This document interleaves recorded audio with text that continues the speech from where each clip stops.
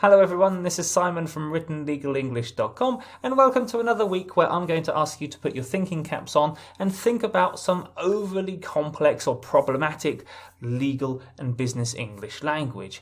This week we're going to continue with our quiz. Last week was part 1 of the plain language grammar quiz.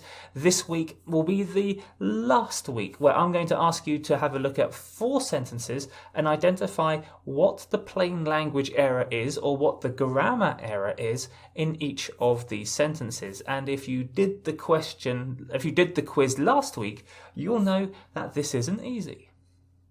But before I show you the sentences for this week, in case you're new to me on my social media channels, then let me tell you about the content that I put out every single week. So on Tuesday, today, I put out a text for you to think about. This week and last week, it's been about testing your knowledge.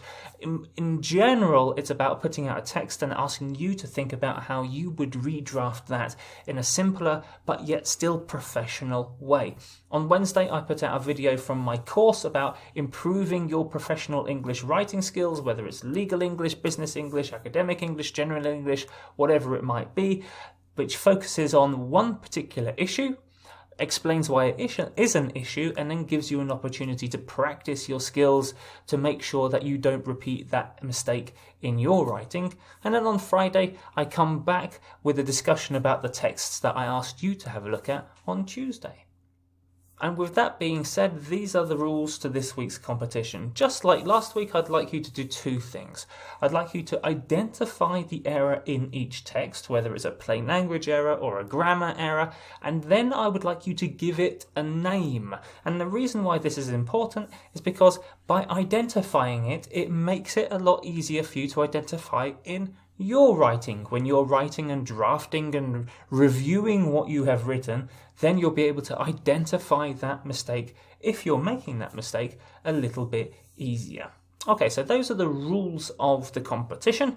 On Friday, I really will tell you where I got my materials from, a well-known fantastic resource, one of my favourites, as I said many times in last week's videos. Okay, let's show you those sentences. Okay, and here they are behind me. She did not file suit within 7 years. However, the statute of limitations was told because of the discovery rule. He said that he feels angry at the contractor. Plaintiff's contention that they are asserting a cause of action for unjust enrichment for which punitive damages are available is suspect.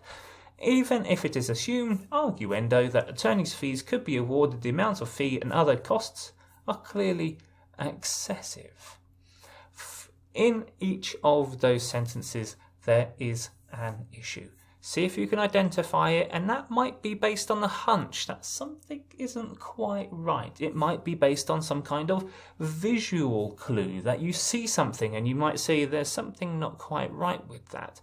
Once you get past that first step, then that's where you have to give that a name. What is that called? How can I then begin to call it something and then identify it in the future in my own writing?